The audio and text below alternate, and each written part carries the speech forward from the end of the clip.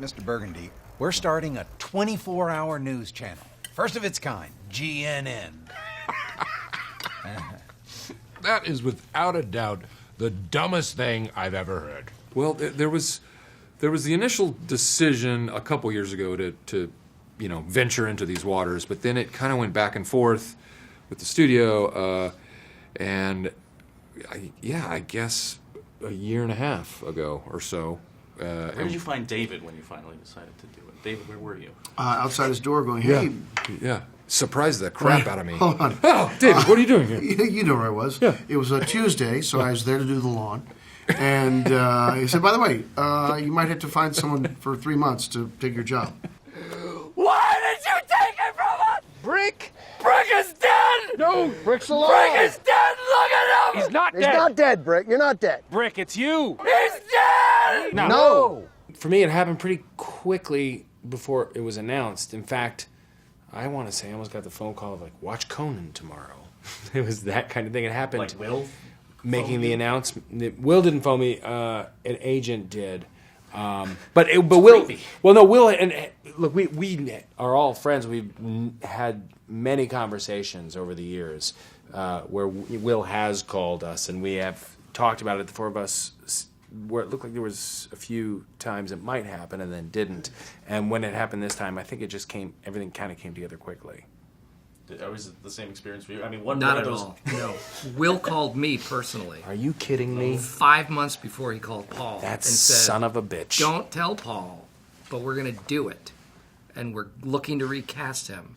If we don't find anything, we're going to have his agent call him at the last minute, just before I do Conan. So that's the first time I've ever revealed that story. Yeah, it was exactly the same thing. And I think, we had for years heard...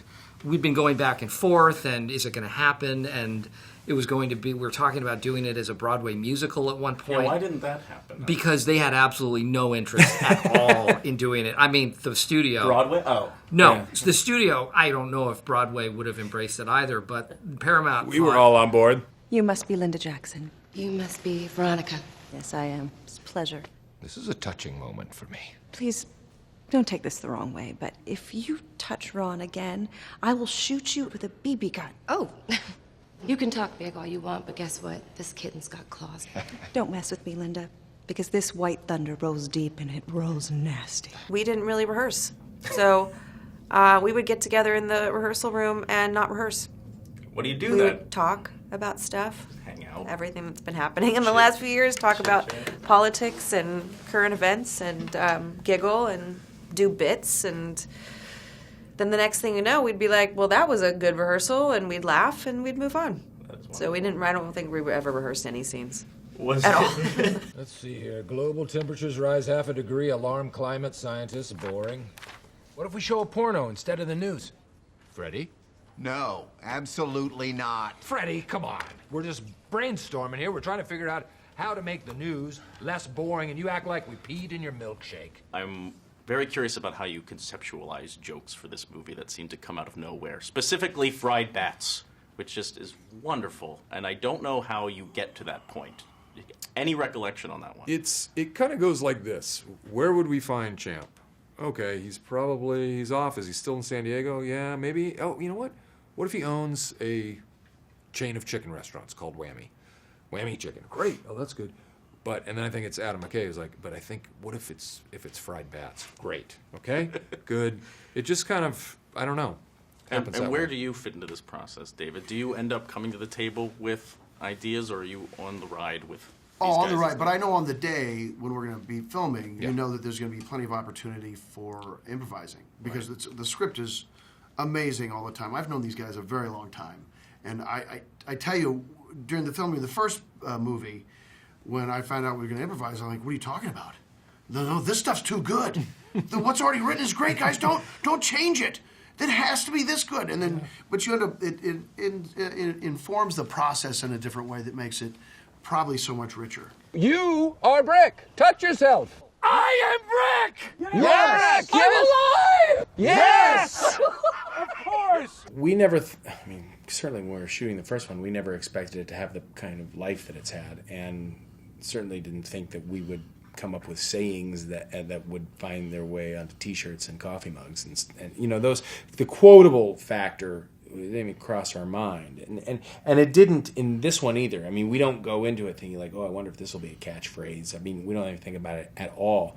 I will say though that having seen the movie, there are so many jokes, so many lines in there that I thought I really want to see that again, because I think some of my favorite ones might be 3 viewings deep. You know, like after that third viewing, like, oh my God, that just kind of not so much punchline, but just plaintive statement cracks me up. But that kind of thing usually reveals itself upon Like the later films viewing. of Kubrick, they'll be studying. Very much so. It is such a sly way of getting people to see it. Like Yeah, 3 or 4 as I times. said, I'm trying to Really? push That for was so third viewing. sly. But then it changes on the 10th viewing. What do you say, Ron? I'll take the job.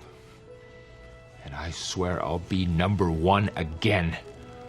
I'm gonna do what God put Ron Burgundy on this earth to do.